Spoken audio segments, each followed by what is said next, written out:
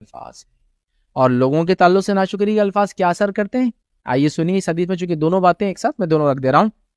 بخاری کی روایت ہے، مشہور روایت ہے. اب اس حدیث میں جو باتیں بتائی گئی، عورتیں کبھی بھی اس کو ڈیگریڈ کیا گیا، ان کو نیچے دکھایا گیا، ہمارے بارے میں ایسی الفاظ آتے ہر مذہب اور دین کے اندر نہیں. سمجھ لیجئے میں کسی جگہ گیا، لوگ کمپٹیٹیو ایگزام دیتے ہیں اور ایگزام دینے کے بعد ان کے رزلٹ اچھے نہیں آتے ہیں.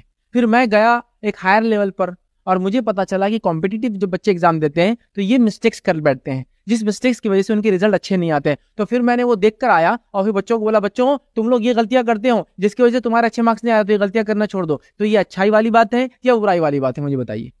یہ اچھائی والی بات ہے نا کہ آپ کمپٹیٹیو ایگزام دے رہے ہیں، کوششیں کر رہے ہیں، لیکن ناکام کیوں ہو رہے ہیں؟ مجھے اس کا ریزن معلوم ہو گیا.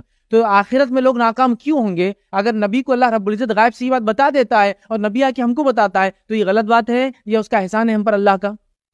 ہم بولیں گے اللہ کا احسان ہے، اس نے اپنے نبی کے ذریعے وہ باتیں بتا دی جس کی وجہ سے ہم کو آخرت میں نقصان ہو سکتا تھا. تو وہی باتیں اس حدیث میں آ رہی، تو عورتیں اس کو قطعاً اپنے خلاف نہ لے. ورنہ کیا ہوتا عورتیں، نہیں یہ تو یہ ہر مذہب عورتوں کے خلاف ہے. نہیں، خلاف نہیں ہے، فیکٹس کو بتایا جا رہا ہے تاکہ ہم اپنی اصلاح کریں.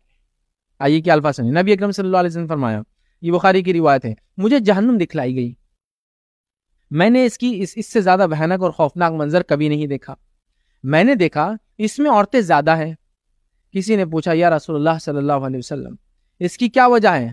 آپ صلی اللہ علیہ وسلم نے فرمایا کہ وہ اپنے کفر، انکار کی وجہ سے، اپنے کفر کی وجہ سے. تو پھر سوال ہوا کہ اللہ کے ساتھ کفر کی وجہ سے؟ تو پھر آپ نے جواب دیا، اللہ کے ساتھ کفر نہیں کرتی. آپ نے فرمایا کہ اپنے شوہر کا احسان کے ساتھ کفر کرتی ہے، اپنے شوہر کے احسان کے ساتھ کفر کرتی ہے. مطلب یہاں کفر سے مراد ناشکری، شوہر کے معاملے میں جو احسانات وہ کرتا ہے اس معاملے میں